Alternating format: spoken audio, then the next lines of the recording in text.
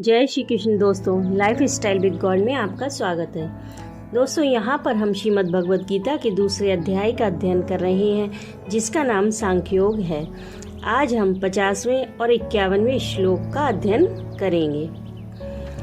भगवान ने अर्जुन को समता का आश्रय लेने की आज्ञा देकर अब आगे के 2 श्लोकों में उस समता रूप बुद्धि से युक्त महापुरुषों की प्रशंसा करते हुए अर्जुन को कर्म योग का अनुष्ठान करने की पुनः आज्ञा देकर उसका फल बतलाते हैं। बुद्धि युक्तो जहातीह उभय सुकृत दुष्कृते तस्माद्योगाय युज्यस्व योगः कर्मसु कौशलम। दूसरे अध्याय के 50वें श्लोक में भगवान श्री कृष्ण अर्जुन से कहते हैं कि समबुद्धि युक्त पुरुष पुण्य और पाप दोनों को इसी लोक में त्याग देता है, अर्थात उनसे मुक्त हो जाता है। इससे तू समत्व रूप योग में लग जा। यह समत्व रूप योग ही कर्मों में कुशलता है, अर्थात कर्म बंधन से छूटने का उपाय है। समबुद्धि युक्त पुरुष पुण्य और पाप दोनों को इसी लोक में त्याग देता है। इस कथन से भगवान ने यह भाव दिखलाया है कि जन्म जन्मांतर में और इस जन्म में किए हुए जितने भी पुण्य कर्म और पाप कर्म संस्कार रूप से अंतःकरण में संचित रहते हैं, उन समस्त कर्मों को समबुद्धि से युक्त कर्मयोगी इसी लोक में त्याग देता है, अर्थात इस वर्तमान जन्म में ही उन समस्त कर्मों से मुक्त हो जाता है। उसका उन कर्मों से कुछ भी संबंध नहीं रहता, इसलिए उसके कर्म पुनर्जन्म रूप फल नहीं दे सकते, क्योंकि निस्वार्थ भाव से केवल लोक हितार्थ किए हुए कर्मों से उसके समस्त कर्म विलीन हो जाते हैं। इस प्रकार उसके पुण्य तथा पाप कर्म का भी त्याग हो जाता है, क्योंकि पाप कर्म तो उसके द्वारा स्वरूप से ही छूट जाते हैं और शास्त्र भेद पुण्य कर्मों में आसक्ति का त्याग होने से वे कर्म अकर्म बन जाते हैं। अतएव उनका भी एक प्रकार से त्याग ही हो गया। इससे तू समत्व रूप योग में लग जा।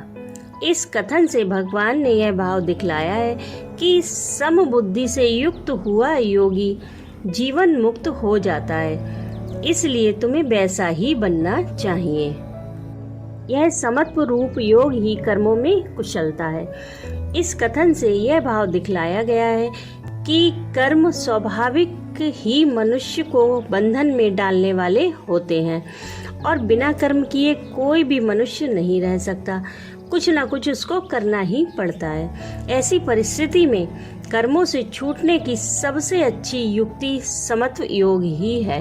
इस समबुद्धि से युक्त होकर कर्म करने वाला मनुष्य इसके प्रभाव से उनके बंधन में नहीं आता, इसलिए कर्मों में योग ही कुशलता है।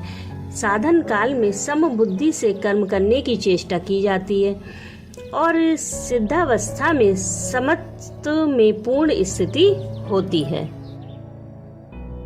कर्मजं बुद्धि युक्ता ही फलं त्यक्त्वा मनीषिणः जन्म बंध विनिर्मुक्ताः पदम गच्छन्त नामयम्।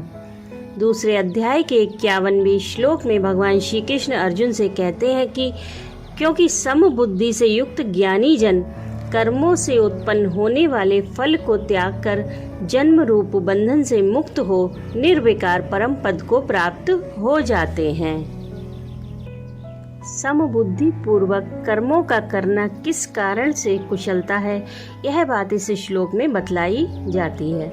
जो मनुष्य समबुद्धि से युक्त है, अर्थात जिसने समभाव की अटल स्थिति हो गई है, वे कर्मयोगी समभाव से युक्त होकर अपने मनुष्य जन्म को सफल कर लेते हैं। वे ही वास्तव में बुद्धिमान और ज्ञानी हैं। जो साक्षात मुक्ति के द्वार रूप इस मनुष्य शरीर को पाकर भोगों में ही फंसे रहते हैं, वे बुद्धिमान नहीं हैं। और उन बुद्धि युक्त मनुष्यों का कर्मों से उत्पन्न होने वाले फल को त्याग कर जन्म रूप बंधन से मुक्त हो जाना क्या है? समता रूप योग के प्रभाव से उनका जो जन्म जन्मांतर में और इस जन्म में किए हुए समस्त कर्मों के फल से संबंध विच्छेद होकर बार बार जन्मने और मरने के चक्र से सदा के लिए छूट जाना है। यही उनका कर्मों से उत्पन्न होने वाले फल का त्याग करके जन्म जन्मांतर में बंधन से मुक्त हो जाना है, क्योंकि तीनों गुणों के कार्य रूप सांसारिक पदार्थों में आसक्ति ही पुनर्जन्म का हेतु है। उसका उनमें सर्वथा अभाव हो जाता है, इस कारण उनका पुनर्जन्म नहीं हो सकता। ऐसे पुरुष निर्विकार अनामय पद को प्राप्त हो जाते हैं। इस कथन से भगवान ने यह भाव दिखलाया है कि जहाँ राग देश आदि क्लेशों का, शुभ अशुभ कर्मों का, हर्ष शोक आदि विकारों का और समस्त दोषों का सर्वथा अभाव है, जो इस प्रकृति और प्रकृति के कार्य से सर्वथा अतीत है, जो भगवान से सर्वथा अभिन्न भगवान का परम धाम है, जहाँ पहुँचे हुए मनुष्य कभी वापस नहीं लौटते, उसी को निर्विकार परम पद कहा गया है। अतः भगवान के परम धाम को प्राप्त हो जाना, सच्चिदानंद घन निर्गुण निराकार और सगुण साकार परमात्मा को प्राप्त हो जाना, परम गति को प्राप्त हो जाना या अमर तत्व को प्राप्त हो जाना, यह सब एक ही बात है। वास्तव में कोई भेद नहीं है, साधकों की केवल मान्यता का ही भेद है। राधे राधे।